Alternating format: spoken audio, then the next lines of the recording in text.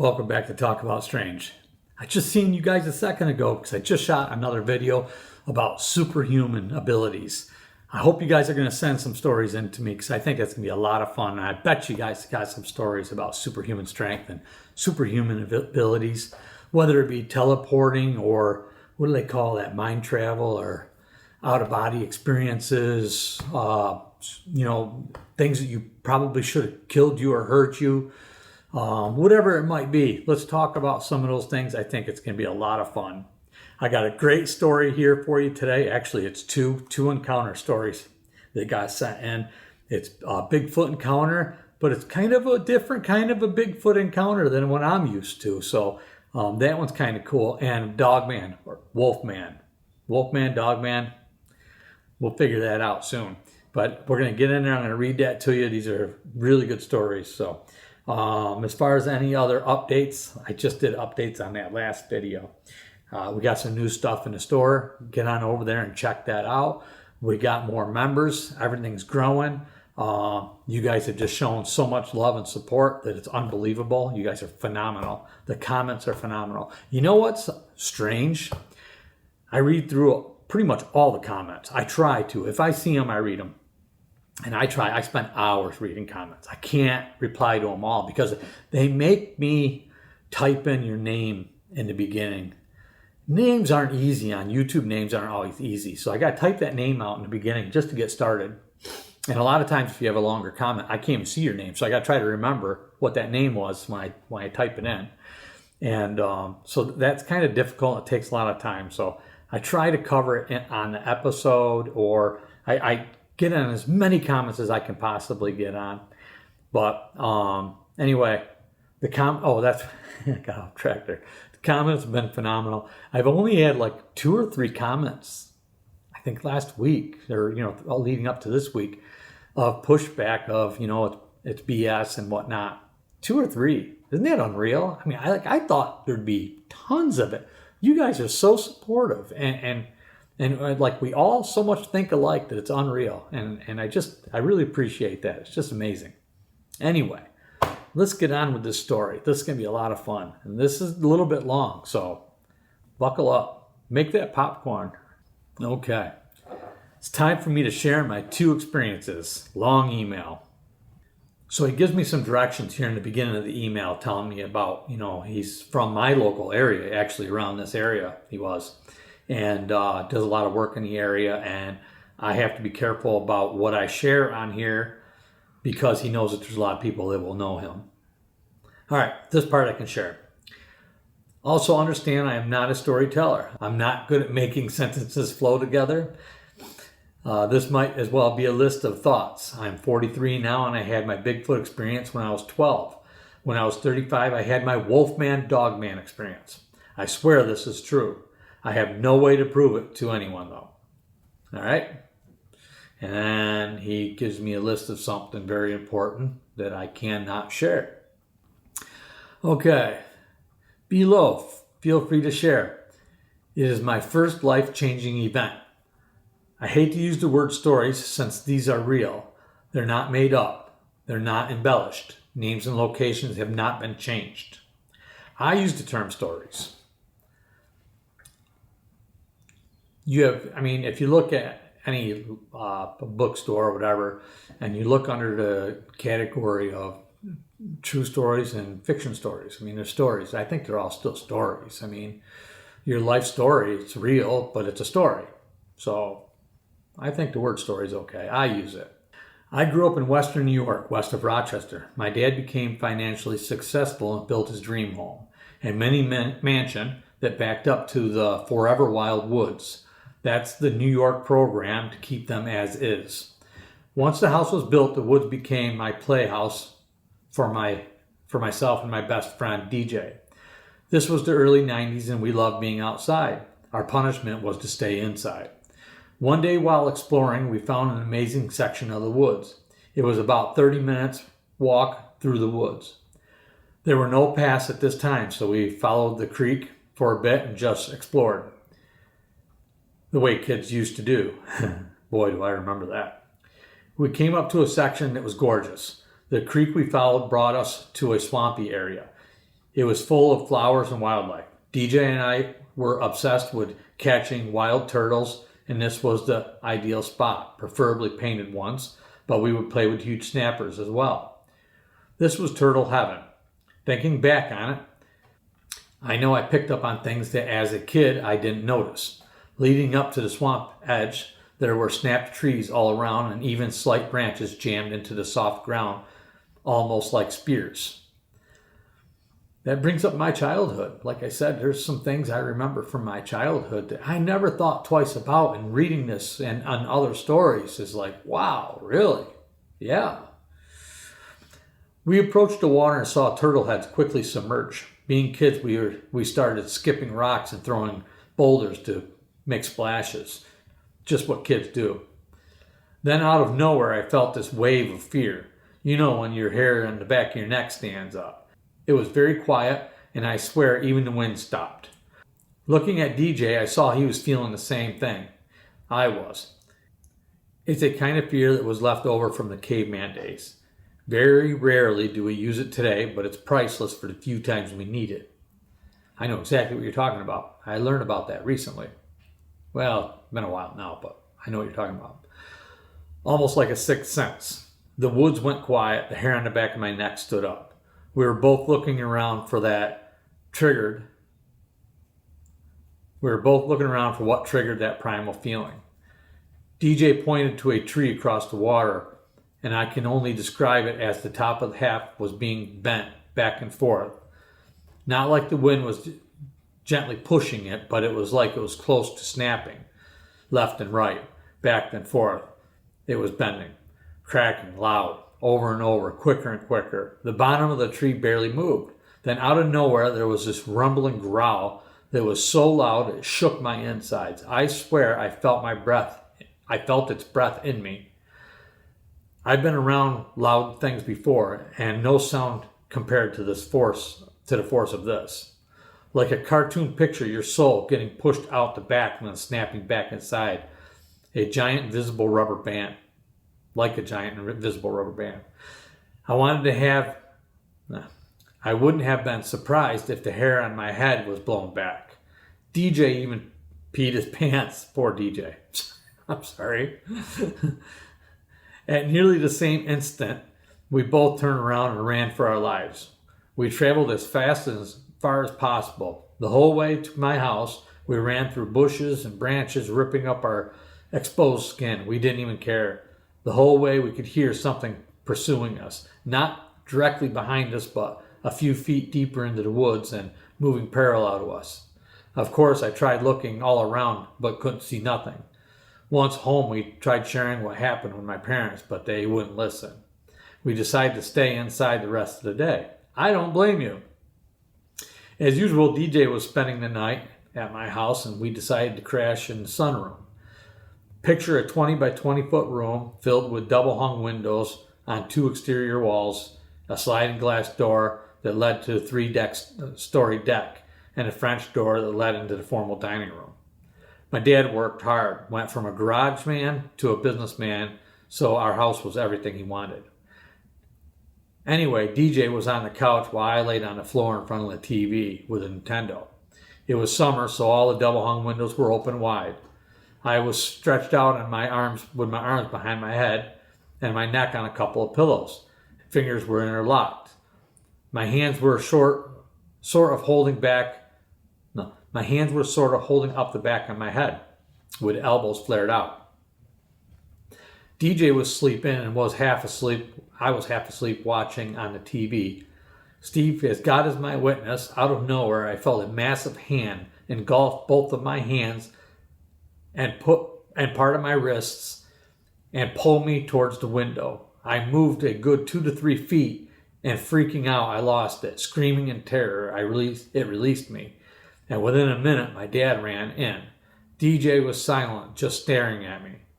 I told my dad what happened, so he went to each window and said the screens were all down and in place. It was just a dream, just go back to sleep. I looked at DJ and asked him, did you see it? He just looked at me and wouldn't say anything about it. He shook his head no. He ended up calling his parents and getting picked up in the middle of the night. I then went upstairs and tried to sleep in my room.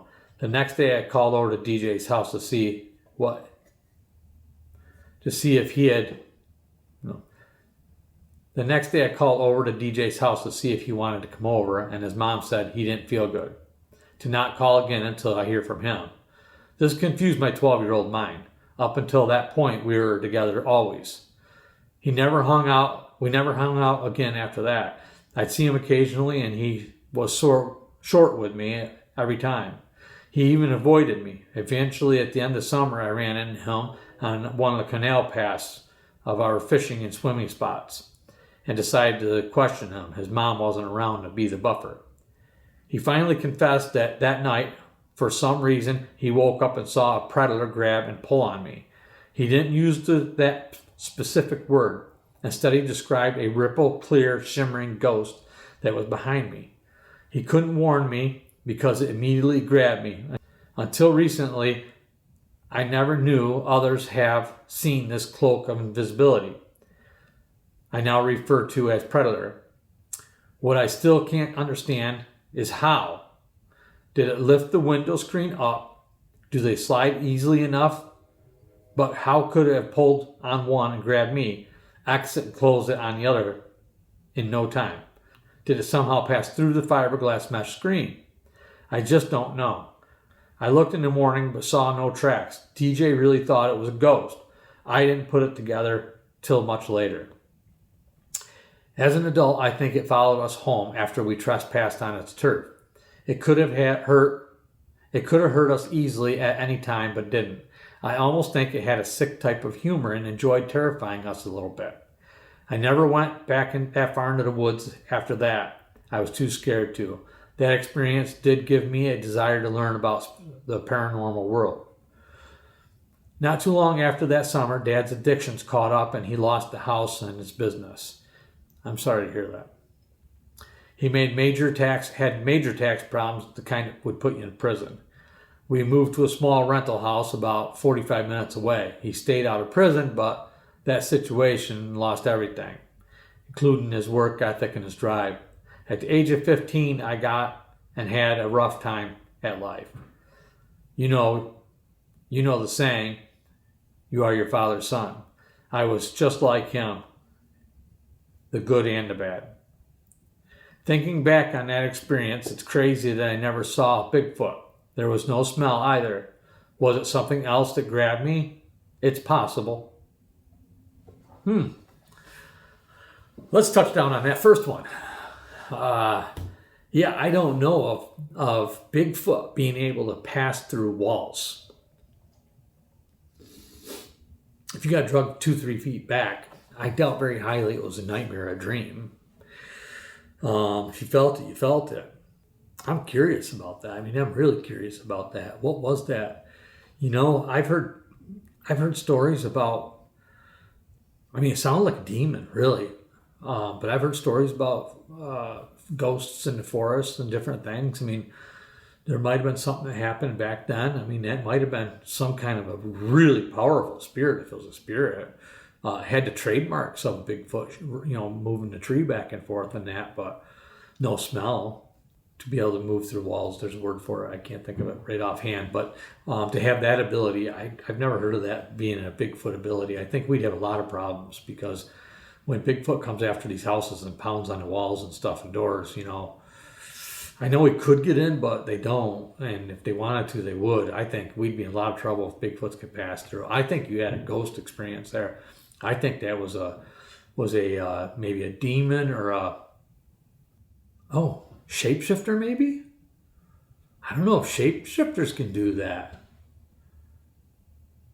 You had something, but for it to be powerful enough to dissolve through a wall or screen and then to be able to also grab you at the same time, some pretty powerful stuff there. So that's wild. Thank you for sending that story in. I really appreciate that. And you got another one here I'm going to go to next, but you guys comment on that and let us know what you think of that. That's pretty wild. All right, here's my other paranormal experience. I remember my better half was pregnant with our son when this happened in 2015. My family is originally from southwestern Pennsylvania. They all worked in the coal mines. These guys were the definition of manly man, man's man, hardworking, God-fearing men who took care of their families and were smart enough to realize when they needed some education to move up. Most of my uncles still worked at the mines, but their jobs are to fly people overseas in small countries and train them how to use the old mining equipment. This equipment is ancient by U.S. standards, but still costs hundreds of thousands of dollars. These smaller nations can't afford the efficient machinery that we use and buy all the old retired equipment. Of course, they need some hands-on training. Back to the point of the story, this email. My grandmother had passed away, so we drove down to decide to stay a week and catch up. Shauna was very pregnant and the star of the trip. All the family and some I just met on this trip were happy to spoil her. I've been fascinated with the paranormal world and specifically Bigfoot since my experience. So while drinking some Iron City beer with the guys, I asked my uncle what local spots are known for paranormal activity. This I found out was a taboo subject, as like hitting a light switch. I asked and most of the family left the room within a few minutes. Nobody was mad or upset, but clearly they didn't want to talk about that topic. My Uncle Grant gave in once I applied more pressure. He made it clear he would not go with me. This should have told me something, but I pressed on. So Uncle Grant told me of a house where the whole family was murdered years ago. The dad was a local union leader, and many powerful people didn't want unions. I remember that. The Yablonsky family murders are still unsolved to this day. He shared that there is something evil in that house and it physically assaults you. I passed on the visit there. Blame you. Instead, I was fascinated by a fishing location where many people have encountered Sasquatch. I found out that all of my uncles hunted and fished. They spent a ton of time outdoors. I forgot to mention this is near Fredericktown, PA, and on the border of West Virginia. The fishing was so good and that river was the hangout during the summer. I'm a New Yorker and our catfish are around 2 pounds in the river. Our catfish are around 2 feet. In the river, they regularly pull 6-footers. Woo! Channel cats. Not far from the river is a wide creek that flows into West Virginia and keeps on going. I have a friend in Ohio, a buddy of mine that became a buddy of mine. I sold him my boat. I wish I had that boat still. Anyway, he catches monster catfish out of the Ohio River. I'm going to go there one of these days here. We're going to get together, do some fishing, and I'm going to shoot it. So that's going to be something I'll bring on here and show you guys when the time comes. So the next day I followed his directions to the creek. I was only about 15-minute drive. The only concern I had was my phone. Verizon, can you hear me now? Yeah, I know what you mean. It had poor reception in the area. I followed the directions and found the correct old log road that brought me down sort of a camping area. It was a picturesque area, scenery. I could see where people had fires set up and camping. The creek was huge. I did my best to follow the directions. I was told about 20-minute walk in. I was told after 20 minutes of walking in, I would come to a cave and a hole on the side of a steep sloped hill. This old cave, maybe an old mine, is where many people believe Bigfoot lives. When I started off near the beginning of the deer trail, nature was fairly open. As I walked, the brush and the trees were spaced apart. The further down the path I went, the closer the trees and foliage became. The trees grew closer and closer to the path and to each other. They were so large and the branches so thick that the sun could barely break through. It was like the trees grew in an arch in an attempt to connect on the opposite sides of the trees. I remember me walking inside a tunnel. I walked and searched as I never did find this cave. After a time, I decided my uncle might have sent me on a wild goose chase to keep me out of trouble or what Mother Nature had covered up. So I turned around and started heading back. Around halfway mark, I noticed everything became silent. Where'd the birds and the bugs go? I had goosebumps and a feeling of being watched. You and the whole family know what I'm talking about and trying to describe. Yes, we do, don't we? I strained to hear anything while I tried to silently walk back to the car. It sounded like I was being followed. I could hear something walking when I walked. It would step one step later than my own, the sound where you're not that far away. I continued like this until I could see my car. I could feel the sun again and the tunnel effect was nearly gone. That's when I heard a clear, sharp stick break. I spun around and looked where I noticed the noise came from. Particularly obscured by a large pine tree was a freaking werewolf staring at me. I'm about 6'1", 225 pounds. He was over at least a foot taller and much thicker. The look on his face was pure cruelty and menace. I knew this just by his look and his posture. His head was just like a black German shepherd, but his pointy ears were lower down on one side of his head and not on the top. His snout was thicker than my fist. My eyes were locked into his yellow-orange eyes, and he gave me almost a grin. That's a snarl. Might look like a grin, but that's a snarl. This thing has fingers, like lady black isotona gloves. The hand had black curved claws, but little hair. It looked like a large human hand with thick and longer fingers. His grin included a flash of yellow eye teeth. He did not have a mouthful of fangs. The hair on his neck, chest, and stomach looked thicker and was closer to a brown-black blend. The hair became lighter brown. Further down his body, the hair became lighter brown. The thigh that I could see was muscular. It was definitely a male. Further down its leg, I could see it was closer to a dog and not a man. I couldn't see his feet. I'm guessing we took each other in for about 20 long seconds.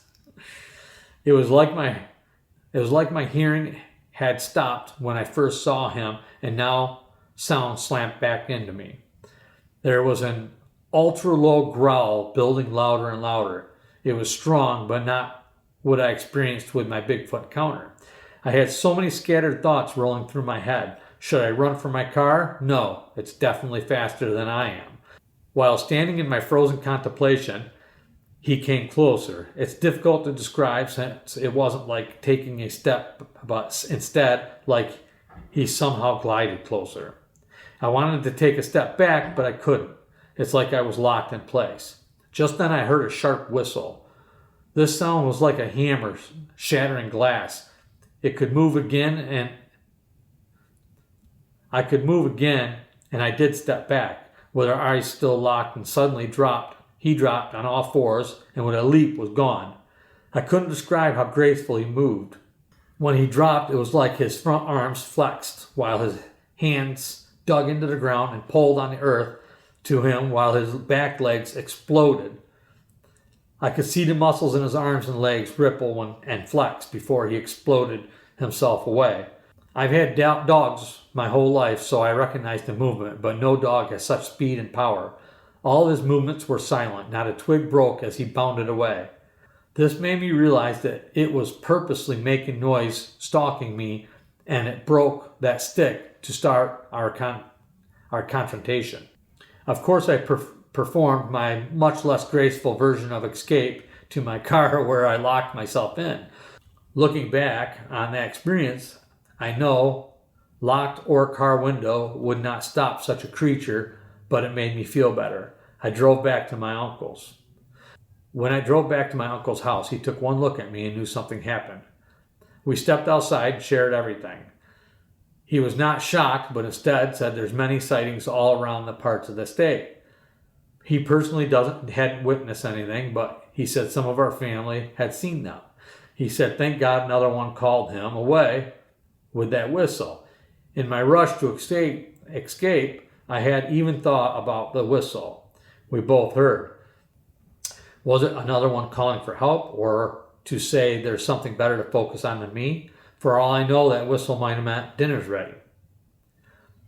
Wow, I realize how long this email is. I'll wrap it up by saying, we made it back to New York fine. Maybe 1 week after returning home, my Uncle Grant passed away. I'm sorry to hear that. He had been battling stomach cancer and kept it a secret. He didn't want to worry anyone. I'm grateful I had the time to get to know him better and the rest of the family down there. I kept saying I'll visit again, but as you're aware, my life is quite hectic. Attached to this email is a picture I was recently sent. It shows the beast that I saw. It's from a family member trail cam that's set up in the same area. If it's not my exact beast, it's definitely a relative. I've asked for the video itself, but so far no one down there wants to get involved. I have to remind myself that things are a little bit slower in pace down there. Thanks, man. You're a fan. Biggle. Then you got pictures I'm going to show you. Biggle. Wow. All right. I mean, that was another phenomenal story. You say you can't put sentences together, for crying out loud. I can't put them together like that. That was good. Real good. Thank you for that. Thank you for taking the time on that. Yeah, I see your beast here. Wow. Yeah. Damn. You can see that's a good pick. It really is a good pick. Man, that's scary. That's some evil stuff right there. That, I'd have to say that's a werewolf, man. I can't say I go out and see a lot of dog men, but I've seen images and pictures and stuff like that. That does not look like a dog man. That looks like a werewolf. Yeah, you're lucky that whistle went off. I wonder what that was. I mean, would a werewolf possibly have a leader? I mean, I don't know if you could blow a whistle with a snout like that, you know? It's almost like a person. That's why I say, did it have a leader? What was that about? Can you imagine a werewolf being a pet to a Bigfoot? I mean, come on. I don't know. I don't want to get too far off base here, but that was a really good story. I think you're really lucky to make it out of the woods there. Man, had that been the 1800s, 1600s, you would have been dog food or werewolf food. I mean, that probably would have shred you and you'd be howling at the moon on the next full moon. Thank you for sending that in. You guys, I hope you enjoyed that story. We're going to get out of here. I appreciate you. I will see you again really soon.